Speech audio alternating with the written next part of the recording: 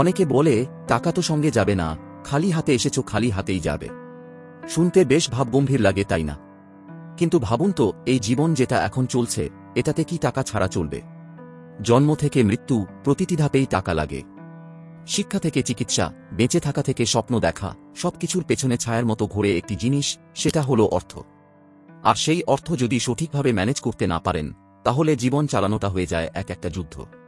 তাই আজ বলবো টাকার সঙ্গে এমন 10টি মাস্টার গেমের কথা, যা আপনার জীবনের প্রতিটি ধাপে কাজে লাগবে।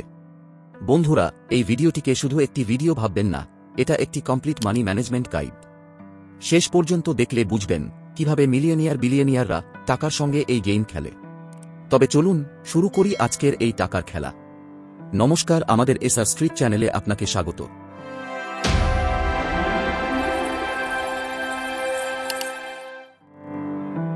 একজন মানুষের মাসিক আয় 50,000, কিন্তু তার লোনের কিস্তি 40,000।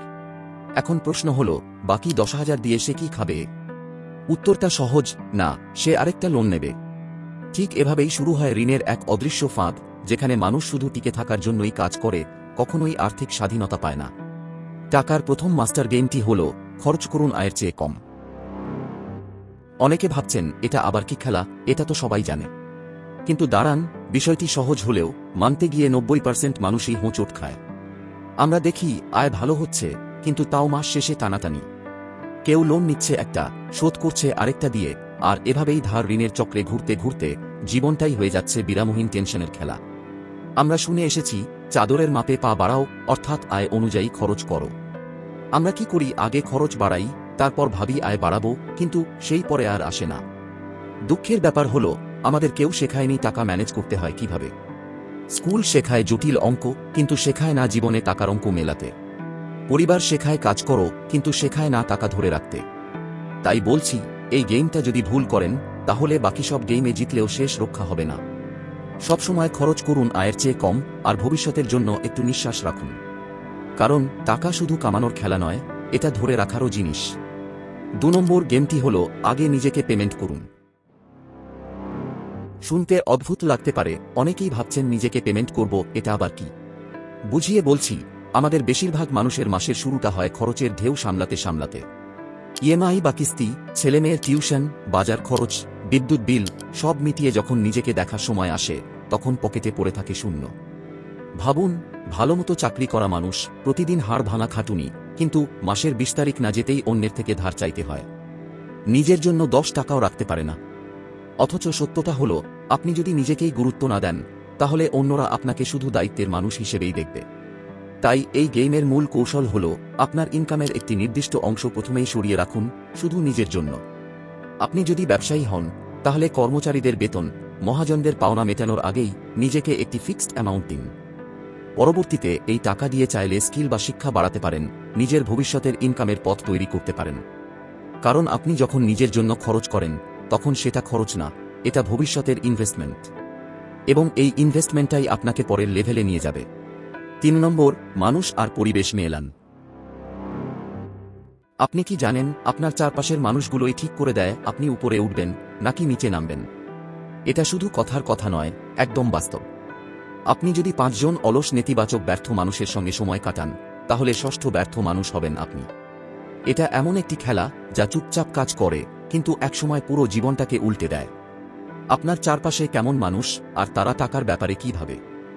যদি নেতিবাচক মানসিকতায় ভরা মানুষের সঙ্গে সময় কাটান, যারা সবকিছুতে দোষ খোঁজে, সব সময় ধনী মানুষের সমালোচনা করে, যারা নিজে কিছু করে না কিন্তু অন্যের সাফল্যে হিংসা করে, তাহলে আপনার মনেও সেই বিষ ঢুকে পড়বে।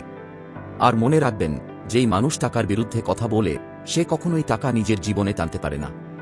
আপনি যদি বারবার বলেন, আমার টাকার অভাব, টাকা মানুষকে নষ্ট করে দেয়, তবে আপনি টাকা আয় করার আগেই দরজা বন্ধ করে দিচ্ছেন।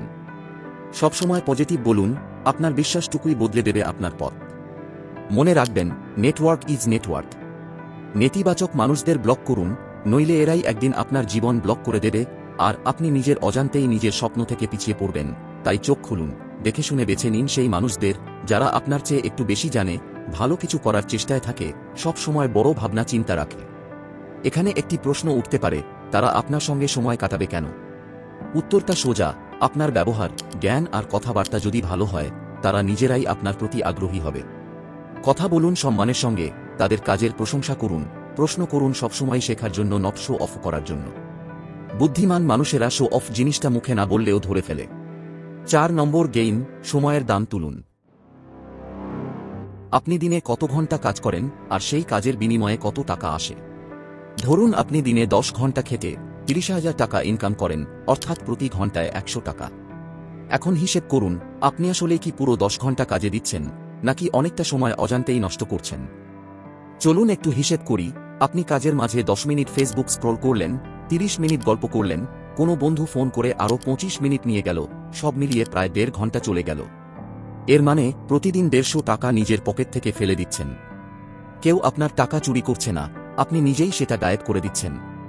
এবার একটু বড় করে দেখি, 1 সপ্তাহে হারালেন 1000 টাকা, 1 মাসে 4-5 হাজার, আর 1 বছরে 50,000 টাকারও বেশি। এটা অপচয় না করে যদি আপনি সেই সময় কাজ করতেন বা নতুন স্কিল শিখতেন, তাহলে বাড়তি টাকা আসত বা একটি সাইড ইনকাম গড়ে উঠত। আমি রবিবারের কথা বলছি না, সেটা আপনার, যা খুশি করুন। কাজের সময় মানে একদম কাজেরই সময়। গল্প, বিনোদন, আরাম সবই করুন, কিন্তু যে সময় ইনকামের জন্য, সেটা পুরোপুরি কাজে লাগান। তাই সময় মানে শুধু সময় নয়, এটা টাকা, এটা শক্তি, এটা ভবিষ্যৎ। 5 নম্বর গেমটি হল ভাগ্য তৈরি করুন। অনেকে ভাবে অর্থ শুধু ভাগ্যের খেলা, যার কপালে আছে সে পাবে আর যার নেই সে সারা জীবন শুধু দেখে যাবে। কিন্তু সত্যিটা হল, ভাগ্য কখনো একা আসে না, ও খোঁজে সেই মানুষটিকে যে প্রস্তুত। ভাবুন, একটা ট্রেন এসে দাঁড়িয়েছে, কিন্তু আপনি যদি স্টেশনে না থাকেন, তাহলে উঠবেন কিভাবে? ঠিক তেমনি ভাগ্য অপেক্ষা করে সেই মানুষের জন্য, যে সুযোগ আসার আগে থেকেই তৈরি থাকে। কেউ কেউ হয়তো লটারি জেতে, এটা নিঃসন্দেহে ভাগ্য, এটা পিওর লাক। কিন্তু সমস্যা হলো, এই পিওর লাক কারো হাতে থাকে না। বরং যার হাতে স্কিল আছে, যার চোখে স্বপ্ন আছে, আর যে পরিশ্রমে ভয় পায় না, সেই মানুষই একদিন ভাগ্যবান হয়ে ওঠে। অনেকে ভাবে ভাগ্য মানে শুধু কপাল, কিন্তু আমি বলি, ভাগ্য মানে পরিশ্রম, সময়মতো সঠিক সিদ্ধান্ত নেওয়া আর লেগে থাকার মানসিকতা। এই জিনিসগুলো যদি আপনার মধ্যে থাকে, তাহলে কেউ আটকাতে পারবে না, ভাগ্য ভালো হবেই। তাই লটারির আশায় বসে না থেকে নিজেই নিজের ভাগ্য তৈরি করতে লেগে পড়ুন। 6 নম্বর গেইম, নিজের লাভ ক্ষতির হিসেব রাখুন। আপনি যদি ব্যবসায়ী হন, তাহলে নিশ্চয়ই জানেন লাভ ক্ষতির হিসাব না রাখলে ব্যবসা ডুবে যাবে। কিন্তু এই একই জিনিস ব্যক্তিগত জীবনেও প্রযোজ্য। বেশিরভাগ মানুষ শুধু আয় দেখে খুশি থাকে, কিন্তু খরচের হিসাব রাখে না। মাসের শেষে টাকা কোথায় গেল সেটা জানেই না। আসলে পার্সোনাল ফাইন্যান্সও এক ধরনের ব্যবসা, যেখানে আপনার আয় একদিকে, খরচ অন্যদিকে, আর শেষ লাইনে নিট লাভ। কিন্তু এই লাভ যদি না থাকে, ধার দেনা বাড়তে থাকে, আর যাই করুন না কেন, একদিন ফতুর হয়ে যাবেন। অনেকে ব্যবসা থেকে যখন তখন টাকা তুলে নেয়, কোম্পানির অ্যাকাউন্ট থেকে গাড়ি, পার্সোনাল খরচ, আর পরে বলে ব্যবসা ভালো চলছে না। আসলে ব্যবসার টাকাটাই শেষ হয়ে গেছে। তাই নিজের পার্সোনাল হিসেব রাখুন, একদিকে আয়, একদিকে খরচ, আর নিচে নিট লাভ। এই নিট লাভ থেকেই পার্সোনাল খরচ করুন, সেভিংস করুন, আর ভবিষ্যতের জন্য বিনিয়োগ করুন। অনেকে ভাবে বিনিয়োগ মানেই লাখ লাখ টাকা, সম্পূর্ণ ভুল। 500 থেকেও শুরু করা যায়। আর যদি এমন হয় আপনার ব্যবসা একই জায়গায় রয়ে গেছে, বাড়ছে না, তবুও চিন্তা নেই, আপনার সেই বিনিয়োগগুলোই একটি বড় সম্পদে পরিণত হবে। আমি এমন একজনকে জানি, যিনি কখনোই বড় চাকরি করেননি, কখনো বড় ব্যবসা করেননি, কিন্তু এত হিসেব করতেন যে ছোটখাটো সঞ্চয় থেকেই বিশাল সম্পত্তি বানিয়েছেন। তার বাড়িতে গেলে মনে হতো কেউ থাকে না, শুধু একটা ঘরের আলো জ্বলে, বাকি সব বন্ধ। বাজারে যেতেন রাত 10টার পর, যখন সবজির দাম খুব কম থাকে। 1 টাকা বাঁচানোর জন্য দরাদরি করতেন। আজ তিনি বিশাল সম্পত্তির মালিক, অনেক বড় বড় ব্যবসায়ীদের থেকেও বেশি ধনী তিনি।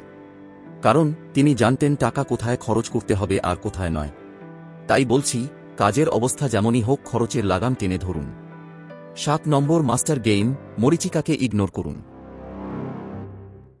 কখনো দেখেছেন মরুভূমির মরীচিকা?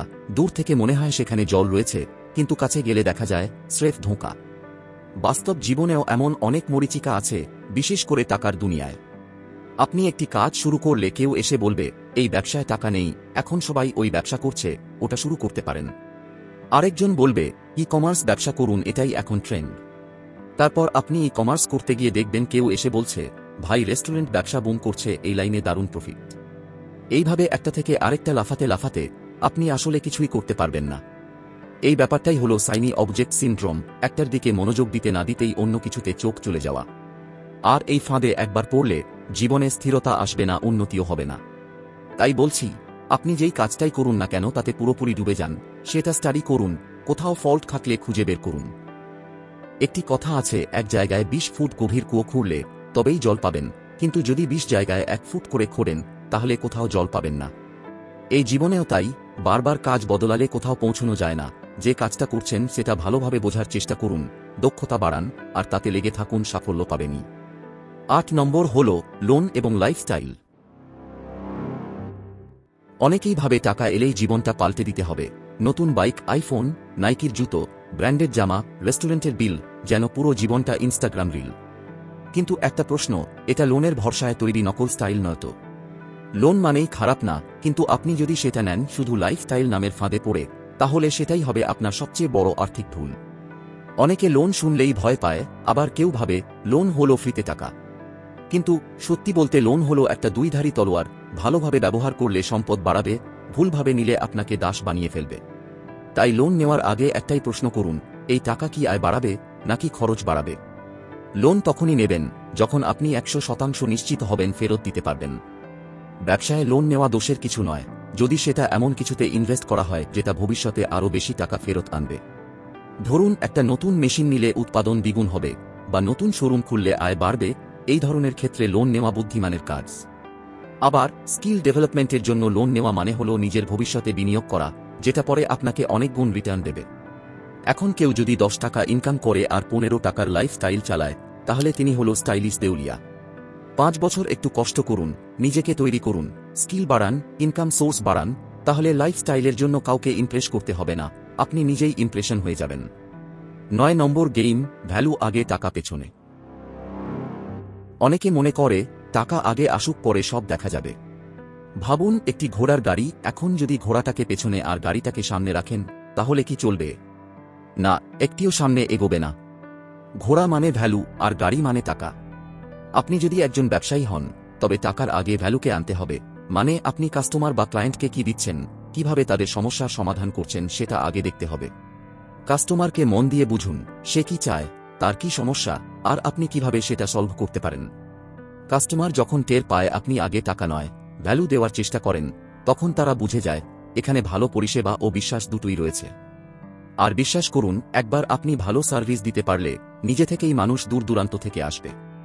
আপনি এমন সার্ভিস দিন যেন গুগলে রিভিউ পড়ে মানুষ বুঝে যায় ওখানে গেলে নিশ্চিন্তে কাজ হয়ে যাবে। তখন নিজে থেকেই কাস্টমার আসবে। তবে এই ভ্যালু দেওয়ার কাজটা একা একা হয় না। এখানেই আসে দ্বিতীয় সত্য, টিম। হ্যাঁ, একা সবকিছু সম্ভব নয়। আপনি যদি একটি ছোট ব্যবসার মালিক হন, তবুও টিম তৈরি করার চেষ্টা করুন। সেই টিমকে শেখান, ট্রেন করুন, টিমে বিনিয়োগ করুন, যেমন যন্ত্রপাতিতে করেন। কারণ একটা দক্ষ টিম আপনার ব্যবসাকে 10 গুণ বাড়িয়ে দিতে পারে। আপনি মানুষ তৈরি করুন, মানুষ আপনার ব্যবসা তৈরি করবে। তাই আগে ভ্যালু, তারপর টিম, আর এর পেছন পেছন দৌড়ে আসবে টাকা। 10 নম্বর মাস্টার গেমটি হল রিস্ক আর রিওয়ার্ড। এক নামকরা ট্রেডার বলেছিলেন, রিস্ক আর রিওয়ার্ডের সঠিক অনুপাত না বুঝলে আপনি প্রফিট করতে পারবেন না। সেই ট্রেডারের নিয়ম ছিল 1:3 রিস্ক রিওয়ার্ড রেশিও, মানে 1 টাকা লস 3 টাকা প্রফিট বুকিং। শুনতে সহজ হলেও কিন্তু এই ডিসিপ্লিন স্টক মার্কেটের ট্রেডারদের মানা অনেক কঠিন। আমি নিজেও একসময় ট্রেডিং করেছিলাম, আমারও ছিল না সেই ডিসিপ্লিন। লস হলে ধৈর্য ধরে বসে থাকতাম আরেকটু দেখি করে, আর একটু লাভ হলেই তাড়াতাড়ি প্রফিট বুক করে ফেলতাম। এইভাবেই আমি প্রায় 2 লাখ টাকা ডুবিয়েছিলাম। তারপর বুঝলাম এই খেলাটা আমার জন্য নয়। তবে এই অভিজ্ঞতা একটি জিনিস শেখায়, জীবন আর ব্যবসায়ও ঠিক একই রকম রিস্ক রিওয়ার্ড হিসেব করতে হয়। ধরুন আপনার হাতে 10 লাখ টাকা আছে, এখন যদি তার মধ্যে 1 লাখ একটি নতুন আইডিয়ায় ইনভেস্ট করেন, সেটা ডুবে গেলেও মেকআপ করতে পারবেন। কিন্তু যদি পুরো টাকাটাই ঢেলে দেন আর সেটা হারিয়ে ফেলেন, তাহলে শুধু টাকা নয়, ঘুম হারাবে, মানসিক শান্তিও যাবে। আর যদি তার উপর লোন নিয়ে নামেন, তাহলে ডুবে গেলে কেবল ব্যবসা না, গোটা জীবনেরই গেম ওভার। তাই বলি, রিস্ক নেওয়ায় দোষ নেই, বরং রিস্ক না নিলে অনেক বড় সুযোগ হাতছাড়া হয়ে যায়। কিন্তু সেই রিস্ক যেন ভেবে চিনতে হয়, হিসেব কষে হয়। স্টক মার্কেট হোক, রিয়েল এস্টেট, ব্যবসা বা নিজের স্কিল শেখা, রিস্ক নিন, কিন্তু রিওয়ার্ডটা যেন তার চেয়ে অনেক বেশি হয়। আর একবার যদি সেই হিসেবটা বুঝে ফেলেন, তাহলে আর কেউ আপনাকে থামাতে পারবে না। কারণ তখন আপনি শুধু টাকা খরচ করছেন না, আপনি খেলছেন হিসেব করে, জিততে হবে জানেন বলেই। বন্ধুরা, এই ছিল টাকা নিয়ে আমার শেয়ার করা 10টি মাস্টার গেম, যেখানে আমি চেষ্টা করেছি টাকার ব্যবহার, ব্যক্তিগত আর্থিক নলেজ, লোন, বিনিয়োগ, ব্যবসা আর জীবনের বাস্তব অভিজ্ঞতা থেকে শেখা কিছু গভীর নীতির কথা বলতে। আমি কোনো অর্থনীতিবিদ নই বা কোনো বড় ফিনান্স এক্সপার্টও নই, আমি যেমনটা এতদিনে শিখেছি তেমনটাই আপনাদের সঙ্গে শেয়ার করেছি। এগুলো যদি আপনার জীবনে একটু হলেও আলো আনে, যদি কোথাও একটু ক্লিক করে মনে হয় যে হ্যাঁ আমি কিছু করে উঠতে পারবো, তাহলে আমার উদ্দেশ্য সফল। এই ভিডিওতে আপনার একটি লাইক আর সাবস্ক্রাইব আমাদের জন্য একটি অনুপ্রেরণা, আর আপনার জন্য হতে পারে একটি নতুন সূচনা। ভিডিওটি কেমন লাগলো কমেন্টে জানাবেন। ভালো থাকবেন, নমস্কার।